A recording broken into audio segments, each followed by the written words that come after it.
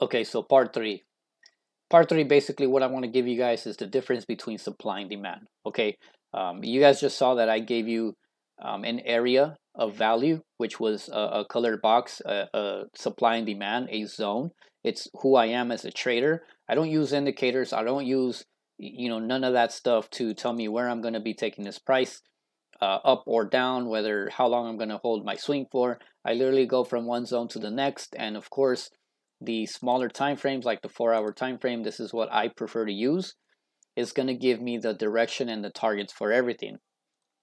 So the difference between support and resistance is this.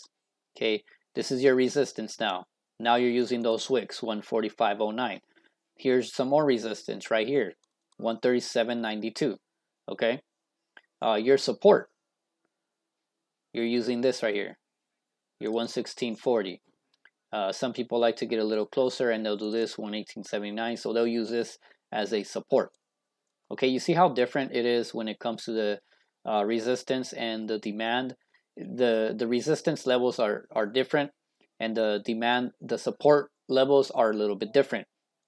Okay, so we're going to go on the 4 hour time frame and we're going to chart this, and we're going to look for resistance. Okay, the resistance, they're going to say right here. Okay, they're going to grab this wick or that high, and they're going to say 135.63 is resistance. Support, they're going to grab this wick down here, and they're going to say 131.39 is going to be support. In other words, that's the difference between support and resistance, supply and demand.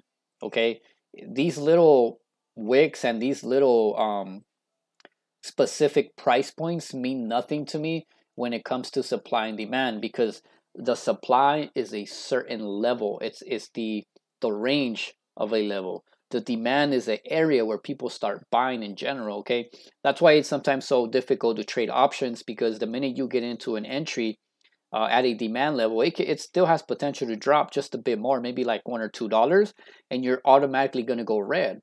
But if you let it play out and you grab time, theta will not kill your option contract, and you're going to let it bounce to the top and then add to your position as it goes. For example, if Apple drops, to this level right here, okay, they're going to tell you, get in at 132, stop out at 131.50, which is ideal, okay? But most people can't handle that type of loss, so they'll wait till it gets to 131.40 and then stop out right here. Okay, that's the big difference. As for me, I would literally buy it down here, right? I'll buy it here, and if it goes range, I'll wait, and once it breaks out of here, I'll add, and then this way I did not lose value on the theta because I got some time on my contract, maybe 2 to 3 weeks out, and by the time it starts popping up, I'm already in the money and already taking it to the top side, because I understand that this whole level is demand. I'll understand that this whole level right here is supply. So you see the difference versus trying to capture a little breakout over 135.60. I know that there's resistance from 134.74 to that 135.60. I know that there's demand from 132.67 all the way to 131.38. Okay, kind of like that picture. That's a little more clear for you guys, and that's the difference between supply and demand, support and resistance. Support and resistance, you're literally looking for one specific price point. Supply, you're looking for a bigger range. Demand, you're looking for a bigger range. Support, you're looking for a specific price point. That would be the difference when it comes to supply and demand, and looking at support and resistance levels.